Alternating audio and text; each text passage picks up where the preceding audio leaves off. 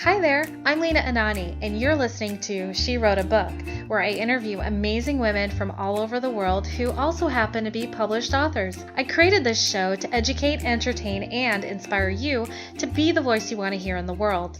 Now let's get started. You are listening to episode number 110 of She Wrote a Book, and today I'm interviewing Jean Sharon Abbott, author of the book Misdiagnosed, My 30-Year Struggle with a Debilitating Disorder I Never Had.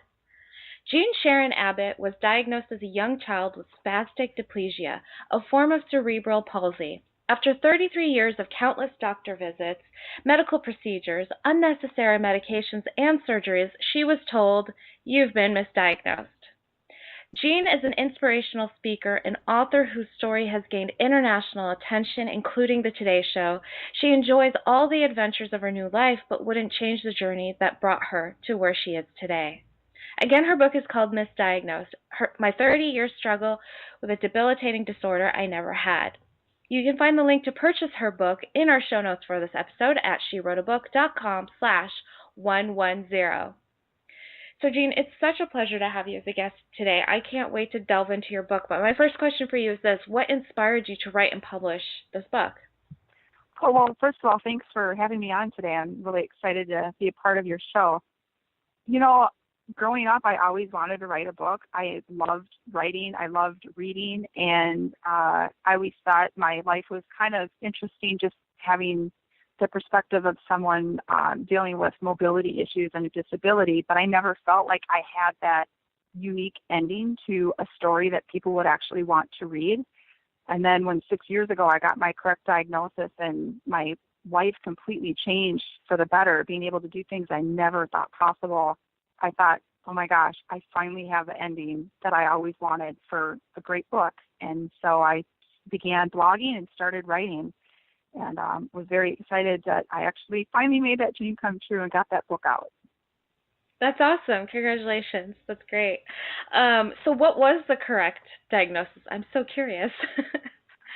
Well, I actually have what they called DOPA responsive dystonia, also called DRD. There are many kinds of dystonia, but mine is DOPA responsive because my brain doesn't make dopamine the way it should. And so with the correct medication of levodopa, I'm able to do things that I never thought possible. So, oh my gosh. And so it is can you tell us? misdiagnosed as cerebral palsy quite often. So That's incredible. I mean, so I would love to know, like, what was the difference between what was life like before the correct diagnosis, and then what's life like after the correct diagnosis? Sure. You know, my mobility was challenged with everything I did. The spasticity affected my legs as well as my arms. So I was the girl with the hunched over knee knock walk and what I call my chicken arm, which would be kind of strapped to my side. So walking was always a challenge. Doing homework was a challenge because I simply had difficulty holding a pen to write. And I was never able to play sports. My life, I had to do exercises every single day, physical therapy, many medications and surgeries and doctor's office appointments. I always did better in the morning than I did at night, which was something that was always quite odd. So before my correct diagnosis, if I wanted to do something fun or had a chore that I had to get done, I always did it in the morning because I would get worse as the day would go on. And by evening, I was pretty much immobile and would be sitting on the couch for the rest of the night until it was time to go to bed. Whereas then 6 years ago, I got this correct diagnosis, began taking this medication, and I have to say I was the biggest skeptic ever. I never thought it would work, and I wasn't even going to fill the prescription. And I took this medication, and within hours, I could feel that my body had changed. And within 2 days, which actually happened to be Easter Sunday, I was standing independently for the first time in a decade. My mom didn't even recognize me from behind. Wow. And so, like, all you needed was that. So it was a prescription that you're taking that allowed the dopamine, right, Yes. to be sent to your brain. It's just this medication that I take, which has always existed, but I don't know, something happened and I didn't get the proper diagnosis as a young child. this medication is life-changing. I do say it's not a cure, and I still have to really focus on getting lots of sleep because that's when you make dopamine. And so sleep is incredibly important to my health, and keeping my stress levels low is incredibly important to my health, along with this medication. But it's so life-changing, and it's really these little things in life that I find just I just can't imagine ever not appreciating little things, like going to the grocery store. I can do that now. Someone doesn't have to do that for me, or babying my kids. So it's just life-changing. So you have kids. So like, how did that? I mean, how were you able to have kids before the diagnosis? Okay. Yes. So that's why I have 2 older daughters who are 14 and 12, and then I have a son who just turned 4. And even for my daughters, because they remember how mom was before her correct diagnosis, and I think they too are able to appreciate those little things in life. My younger daughter was 5 when I got my correct diagnosis, and it's actually one of my favorite stories in the book. But I went outside to get the mail, and I decided not to use my mobility scooter. It had only been a few days since my correct diagnosis, and I was scared. I was scared of what my new mobility was and what I was able to do and what I was not able to do. And my daughter stayed inside while I went to go get the mail, not using my scooter. And I was out there for a little while because I decided to walk around the house. And it had been windy, and so I had been picking up some papers that had flown out of the recycling bin.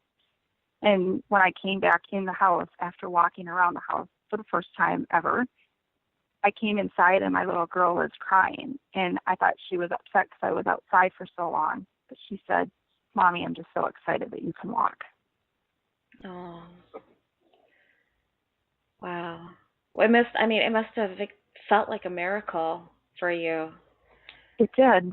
It did. I mean, and I never dreamed that I would get a solution to my mobility and my disability. I never thought that this day would happen. So when it did happen, I mean, I guess I was in disbelief myself, and I really had a hard time believing it. And I mean, I guess it's proof that miracles can happen and that we can't give up hope, because you never know what the next day will bring. You just never know what the next day will bring. And I'm really glad that my older 2 children are able to see that so much good can come out of hardship and struggle. Absolutely. So that's a great lead into my next question for you, which is, was there ever a point where you just wondered, why did this happen? Why did this happen to me?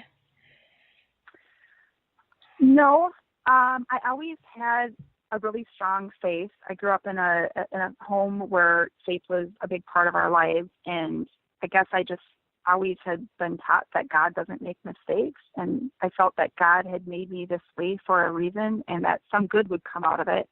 As a child, I just thought it was, well, people would be able to see that one can be positive and live a good life no matter what their struggles are. And that's, I guess, what I thought that's what I thought it was all along. But then when I got my correct diagnosis, I kind of felt like it was so much more than that, that I'm really able to offer hope and inspiration. And I really feel that, I mean, if I focus on all that I missed out on life, I mean, I agree, I missed out on a lot. I never went to prom. I wasn't able to play in sports. I maybe didn't go and pursue my dreams of a career that I would have really wanted. But if I focus my energy on all that I missed out on, I wouldn't be able to appreciate all the good things that I'm able to do and all the ways I'm helping people. My story is helping others and changing other people's lives for the better. And so, no, I can't hold any regrets. I feel grateful for the journey that led me to where I am today, and I really wouldn't change a thing. That's a fantastic attitude. I love that. I'm the same way. I love that. So, your book, obviously, your story, your book changed people's lives. What are some common themes that you've seen among the readers and the reviewers of your book? It's such a blessing. I absolutely love it when I get emails from people saying, I just finished your book, and, and they talk about how it gives them hope. But, then there are those stories where people get very specific, like a mom that had messaged me and said, thank you for sharing your story, because I have a teenage daughter who deals with mobility issues. And for the first time, I really can get a better understanding of maybe some of the thoughts that she's thinking, because I give a lot of my thoughts in my book. Or someone else that says, I had never heard of dopa responsive dystonia, and I do have cerebral palsy, but your symptoms sound really familiar and similar to what I'm dealing with. And then they look into dopa responsive dystonia and try a trial of a medication. And through my book and my blog and sharing my story in interviews, I've had over 20 people contact me to say that they've gotten a correct diagnosis just like me. And that is amazing. Oh my gosh. I just had goosebumps all over my body when you said that. Yeah. My gosh. Yeah.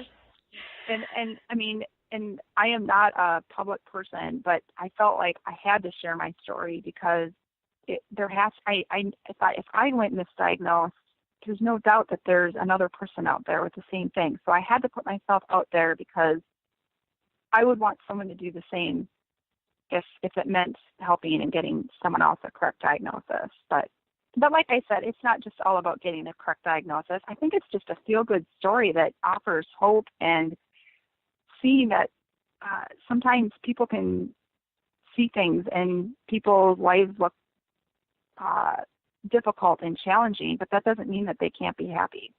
So I think it just offers so many different positives, different happiness. And there's funny parts and there's sad parts, so it kind of gives a whole range of emotion. Wonderful, wonderful. So Jean, what do you love most about being an author?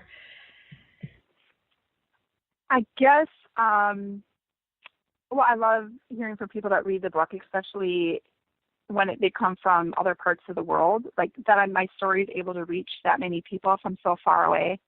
But I think on a personal level, I completed something that a lot of people start to do, but they never finish. And I am incredibly grateful that my daughters and my son can see that, because if you work really, really hard, you can achieve your dreams. And that to me is an amazing gift. I love that message. That's amazing. Jean, thank you so much for being our special guest today. We will have a link to your book in the show notes for this episode, and our listeners can find that at SheWroteABook.com/110 to learn more about our author and her inspiring book. Thanks again, Jean. It's been a pleasure. Thank you so much. I really appreciate the opportunity. Thank you for listening to She Wrote a Book. If you enjoyed this episode, then subscribe now so you can automatically get access to all new episodes, and feel free to share your inspired thoughts with us in the comments too. I'd love to hear from you. Until then, may you always feel good and make magic.